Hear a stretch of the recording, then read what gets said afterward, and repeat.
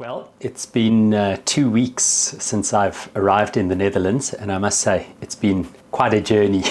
I've really enjoyed finding my feet here in this beautiful place where I'm living at the Stichting Oud-Rustenburg in Baambrugge. It's a beautiful, beautiful town.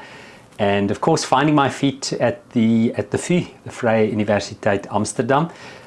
Such wonderful colleagues and incredible work to be done there.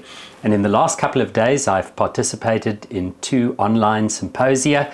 The first was for Professor Eddie van der Borgt. Eddie's the person in whose post I now am at the VU, and he supervised over the years many doctoral students in South Africa.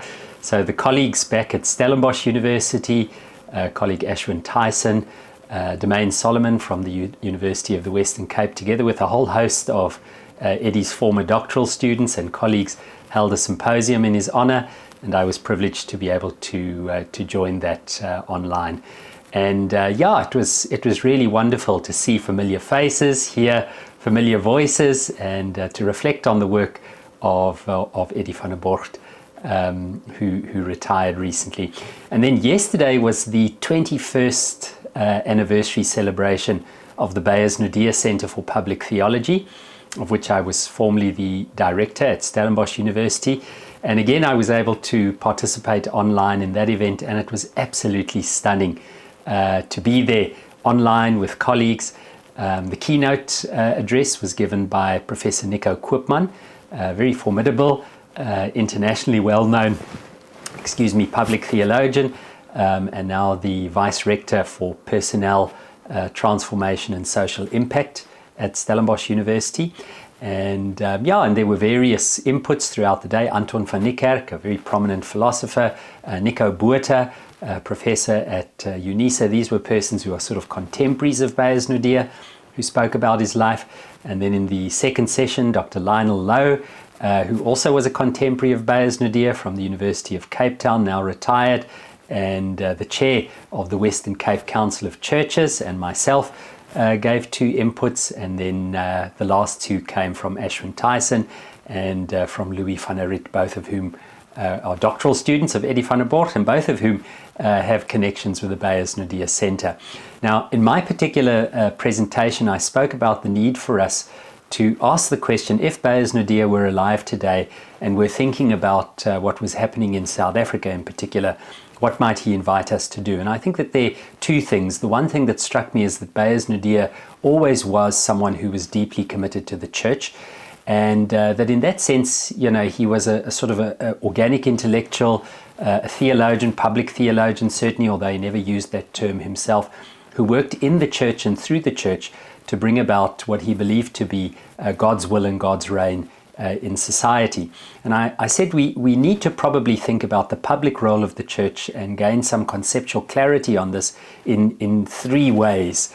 Viewing the church, developing, thickening, deepening our ecclesiology in 3 ways. First of all, the one that we most commonly know, the church is a gathering of people in a time and a place, the local congregation. That's very good at moral formation, at offering basic care, charity, for example, feeding people. It's good at things like, bringing people to faith, deepening their spirituality. But there's certain things that the local church cannot do. For example, it's unlikely to be able to affect the policy, the economic policy or political policy of the nation. So there we need the denomination. When we speak of the church, we might sometimes think, for example, about the Methodist Church or the South African Church.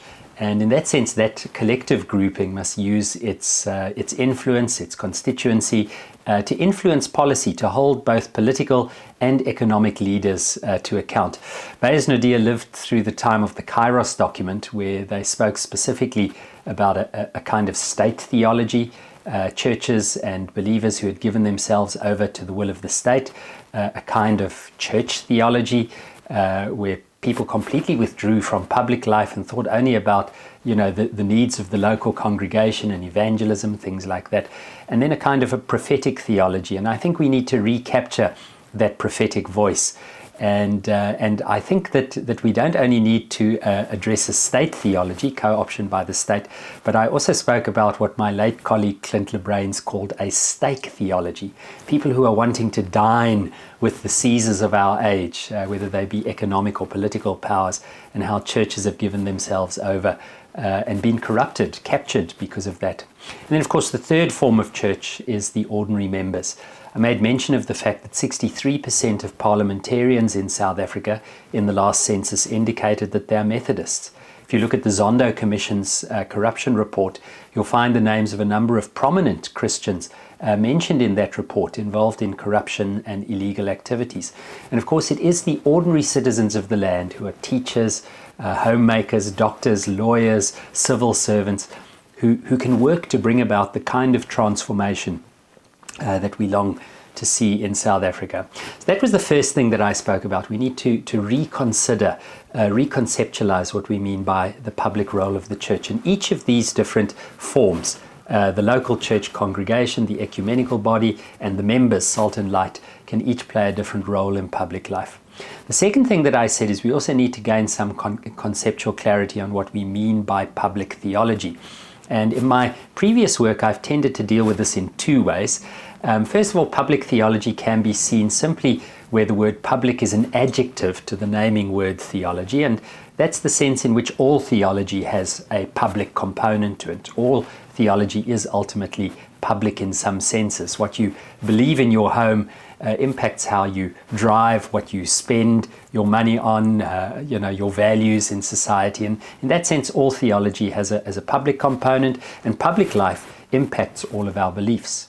But there is also a second way in which we need to think about public theology, and that's very specifically cultivating critical and robust theological tools to engage issues in public life, like, for example, the kind of activism we need in a democracy.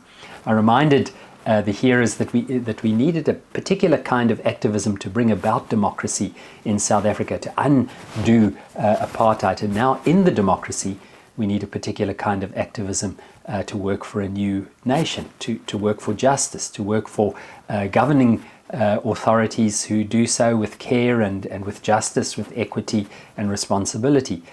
We need a kind of public theology that helps the church to understand its role in society, but also economic and political actors. And that's where I speak of public theology as a noun.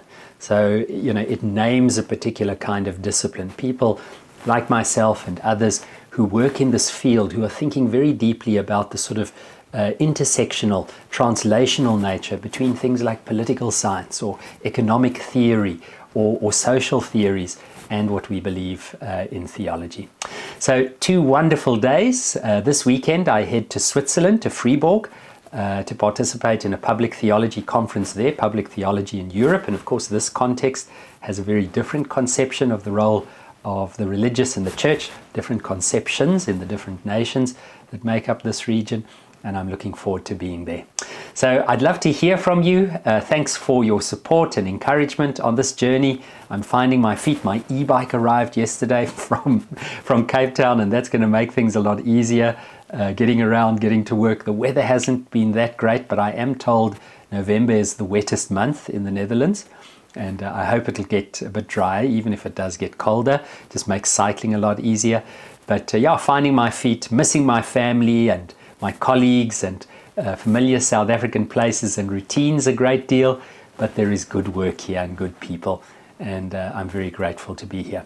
So thanks for watching. I'd love to hear from you. If you have any questions or comments, please leave them in the show notes to this video or contact me at Digital Dion on X, Twitter, or Instagram, or my website dionfoster.com, or on YouTube, Dion Foster. So thanks for watching.